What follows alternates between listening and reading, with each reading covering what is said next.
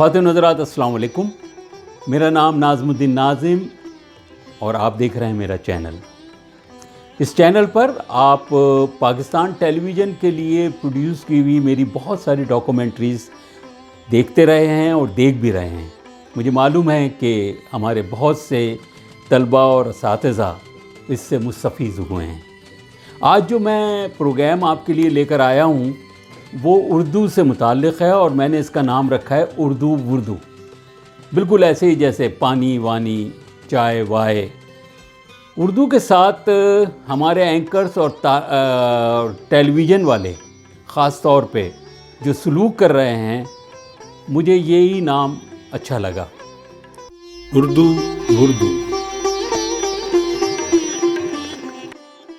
کچھ اشعار کے متعلق ہماری غلط فہمی اتنی عام ہو چکی ہے کہ ہم بلا تکلف اس کو استعمال کرتے ہیں، حالانکہ وہ غلط ہوتے ہیں۔ مثلاً میر تقی میر کا یہ شعر جب بھی بولا اور لکھا جاتا ہے یا پڑھا جاتا ہے تو وہ یہی ہوتا ہے کہ میر کیا سادہ ہیں، بیمار ہوئے جس کے سبب اسی عطار کے لونڈے سے دوا لیتے ہیں، جبکہ یہ شعر جو ہے میر تقی میر کے کلیات میں اس طرح نہیں ہے۔ میر نے اس کو کہا تھا، میر کیا سادے ہیں بیمار ہوئے جس کے سبب اسی عطار کے لڑکے سے دوا لیتے ہیں۔ آپ نے اخبارات اور رسائل اور مقررین کو خاص طور پر یہ شعر پڑھتے ہوئے ضرور سنا ہوگا، تندیے باد مخالف سے نہ گھبرا اے عقاب، یہ تو چلتی ہے تجھے اونچا اڑانے کے لیے۔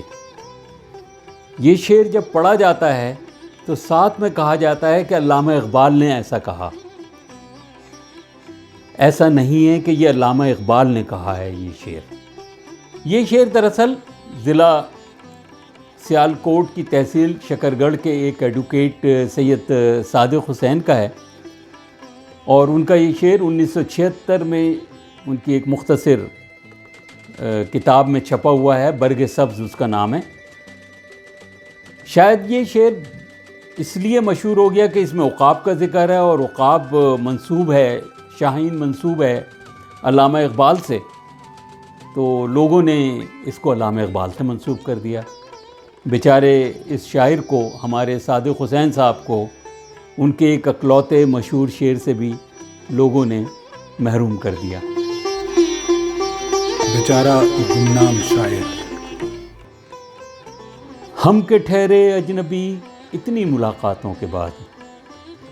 فیض صاحب کی یہ غزل آپ نے ضرور سنی ہوگی، نیّر نور نے بہت خوبصورتی کے ساتھ اسے گایا ہے، لیکن یہ 1971 کے بعد کا ایک المیہ، افسوسناک المیہ جو فیض صاحب کے ساتھ پیش آیا، اس کے پس منظر میں فیض صاحب نے اسے لکھا۔ ہم کے ٹھہرے اجنبی فیض احمد فیض کی چند لازوال غزلیات میں سے ایک ہے۔ یہ غزل فیض صاحب کے مجموعہ کلام شہر یاراں میں شامل ہے۔ اس کا عنوان ڈھاکہ سے واپسی ہے اور یہ انہوں نے 1974 میں لکھی۔ ہوا کچھ یوں کہ 1974 میں فیض احمد فیض ذوالفقار علی بھٹو کے ساتھ ثقافت کے مشیر کے طور پر ایک وفد کا حصہ بن کر ڈھاکہ گئے۔ بھٹو صاحب اپنی سیاسی ملاقاتوں میں مصروف ہو گئے، جبکہ فیض صاحب نے اپنے پرانے اور قریبی ادبی حلقے کے دوستوں سے ملنے کی خواہش کا اظہار کیا، لیکن فیض صاحب کو یہ افسوسناک خبر دی گئی کہ ان کے دیرینہ ادبی ساتھیوں نے فیض صاحب سے ملنے سے انکار کر دیا ہے۔ اس کی وجہ ان کے دوستوں کی یہ شکایت تھی کہ فیض صاحب 1971 میں اس وقت کیوں چپ رہے جب اس بغاوت کے دوران طلباء اور دانشوروں کا خون بہایا گیا، خاص طور پر منیر چوہدری اور شاہد اللہ قیصر جیسے ادیب قتل کیے گئے۔ فیض صاحب کے لیے یہ سب کچھ بڑا حیران کن تھا، شاید کہ ان کی توجہ اس طرف گئی ہی نہیں، یا بھٹو صاحب کی محبت میں وہ اس قدر مگن تھے کہ انہوں نے محسوس ہی نہیں کیا کہ سقوط ڈھاکہ کب اور کیسے ہو گیا۔ فیض صاحب کو اپنے دوستوں کی اس بے رخی کا بہت صدمہ پہنچا۔ انہوں نے اپنے جذبات کو لفظوں میں پرو کر اشعار میں ڈھالا تو ان کا دکھ لوگوں تک اس غزل کی صورت میں پہنچا: ہم کے ٹھہرے اجنبی کتنی ملاقاتوں کے بعد، ہم کے ٹھہرے اجنبی اتنی ملاقاتوں کے بعد، پھر بنیں گے آشنا کتنی مداراتوں کے بعد،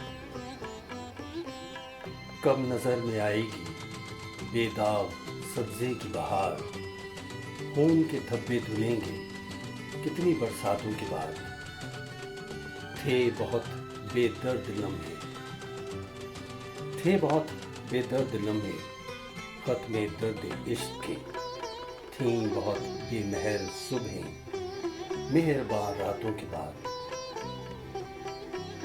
دل تو چاہا پر شکست دل نے مہلت ہی نہ دی، دل تو چاہا پر شکست دل نے مہلت ہی نہ دی، کچھ گلے شکوے بھی کر لیتے مناجاتوں کے بعد، ان سے جو کہنے گئے تھے فیض جان صدقہ کیے، ان کہیں ہی رہ گئی وہ بات سب باتوں کے بعد، ہم کے ٹھہرے اجنبی اتنی ملاقاتوں کے بعد، پھر بنیں گے آشنا کتنی مداراتوں کے بعد۔ دوسرا مصرع۔ ہم اپنی روزمرہ اردو بول چال میں بہت سے ایسے جملے روانی میں کہہ جاتے ہیں کہ جو دراصل کسی شعر کا حصہ ہوتے ہیں۔ مثلاً کوئی دیر سے آیا تو ہم نے بے ساختہ کہا، بڑی دیر کی مہرباں آتے آتے، یا پھر کسی نے کوئی کام غلط طریقے سے کر دیا تو طنزاً ہم نے کہا اس طرح تو ہوتا ہے اس طرح کے کاموں میں۔ تو اسی قسم کے کچھ اشعار کو لے کے ہم ان کو مکمل کریں گے اور بتائیں گے کہ یہ کس موقع کے اوپر یہ کس طریقے سے شاعر نے اس کو کہا۔ انشاءاللہ خان انشاء کا ایک مشہور مصرع آپ نے ضرور سنا ہوگا، بلکہ کہیں نہ کہیں استعمال بھی کیا ہوگا: اندھے کو اندھیرے میں بڑی دور کی سوجی۔ انشاء نے صرف یہ ایک ہی مصرع کہا، اور اس کا دوسرا مصرع کیا ہے وہ کسی دوسرے شاعر نے کہا تھا۔ یہ ساری کہانی کیا ہے؟ یعنی ایک شعر دو شاعروں نے کہا، بڑی عجیب سی بات نہیں ہے؟ آئیے عابد علی بیگ سے یہ کہانی سنتے ہیں۔ آب حیات میں مولانا محمد حسین آزاد نے شیخ قلندر وقت جرت کے متعلق لکھا ہے، جو نابینا تھے۔ ایک دن انشاءاللہ خان جرت کی ملاقات کو آئے، دیکھا تو سر جھکائے بیٹھے کچھ سوچ رہے ہیں۔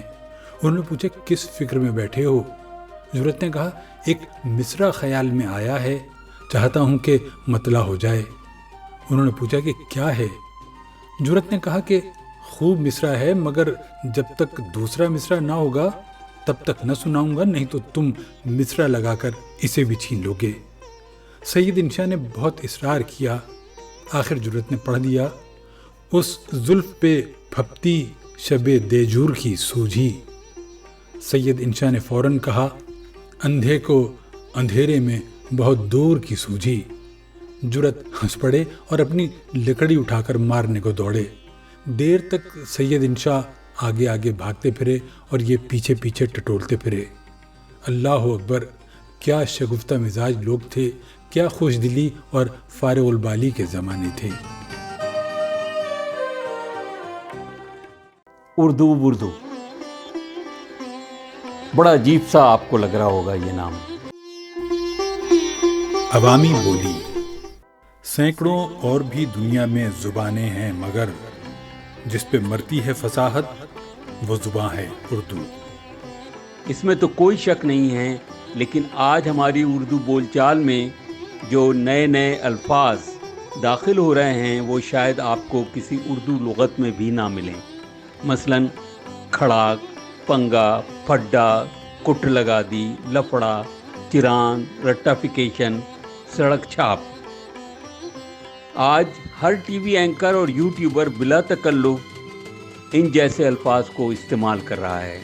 ڈاکٹر شاہد مسعود اپنے پروگرام میں اکثر زبردوز کا لفظ استعمال کرتے ہیں۔ یہ کیا ہے یہ کوئی نہیں جانتا۔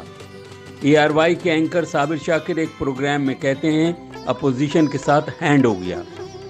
حسن نثار اپنے ایک تجزیے میں فرماتے ہیں کہ اپوزیشن گئی تیل لینے۔ اب آپ ہی یہ فیصلہ کریں کہ کیا یہ سب اردو ہے یا پھر اردو کے ساتھ ہینڈ ہو گیا۔ مجھے اپنے کامنٹس باکس میں ضرور بتائیں۔